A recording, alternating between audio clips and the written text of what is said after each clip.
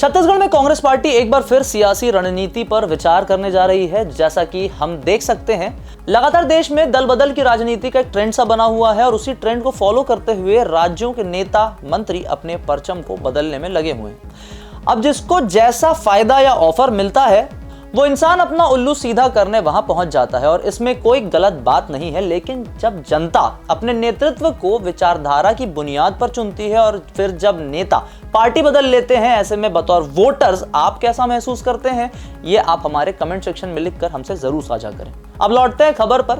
आपको बता दें, आगामी 27 दिसंबर को राजधानी रायपुर स्थित प्रदेश कांग्रेस कार्यालय में महत्वपूर्ण बैठक आयोजित की जाने वाली है।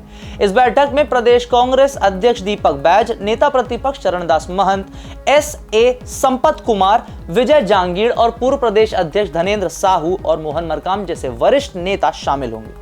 अब क्या है पूरा मामला, क्या होगा बैठक का मुख्य उद्देश्य, करेंगे सभी जानकारी आपसे साझा। नाम हमारा आशीष गुप्ता, आप देखना शुरू कर चुके हैं INS 24/7 डिजिटल।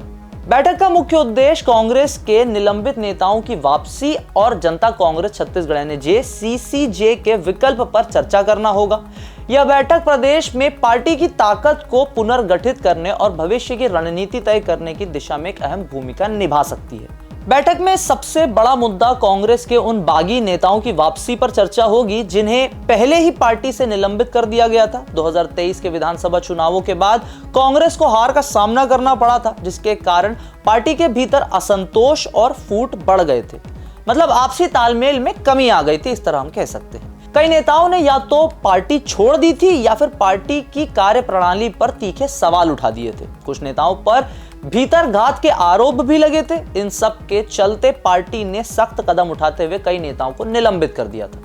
अब सवाल यह है कि क्या इन नेताओं की वापसी से पार्टी को मजबूती मिलेगी या आंतरिक कलह और बढ़ सकती है। बैठक में एक अन्य महत्वपूर्ण मुद्दा जनता कांग्रेस छत्तीसगढ़ यानी JCCJ के कांग्रेस में संभावित विलय पर चर्चा होने पर बेस्ड है। JCCJ जो कि अजीत जोगी की पार्टी है, राज्य की राजनीति में एक अलग पहचान भी रखती है।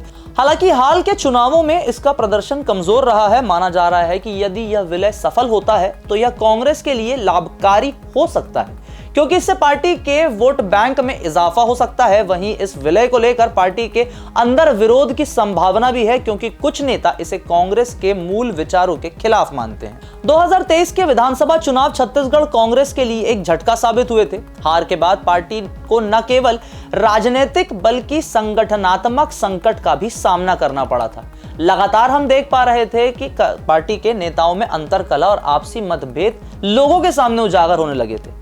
लेकिन हार के कारणों में नेतृत्व की कमी, स्थानीय मुद्दों की अनदेखी और विपक्षी दलों की मजबूत रणनीति को भी जिम्मेदार माना जा सकता है।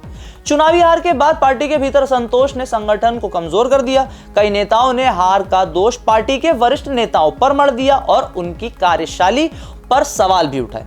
इन आरोप प्रत्यारोपों ने पार्टी की छवि को और भी नुकसान पहुंचा दिया था। लेकिन इस महत्वपूर्ण बैठक से यह साफ हो सकता है कि कांग्रेस छत्तीसगढ़ में अपनी स्थिति को फिर से मजबूत करने के लिए गंभीरता से क्या फैसले उठाती है। निलंबित नेताओं की वापसी और JCCJ के विलय जैसे मुद्दे पार्टी के लिए दोनों अवसर और चुनौतियां लेकर आएंगे। इन फैसलों का असर केवल संगठन पर ही नहीं बल्कि आगामी चुनावों पर भी पड़ने की संभावना बताई जा रही है, जैसा कि एक्सपर्ट विशेषज्ञ कह रहे हैं।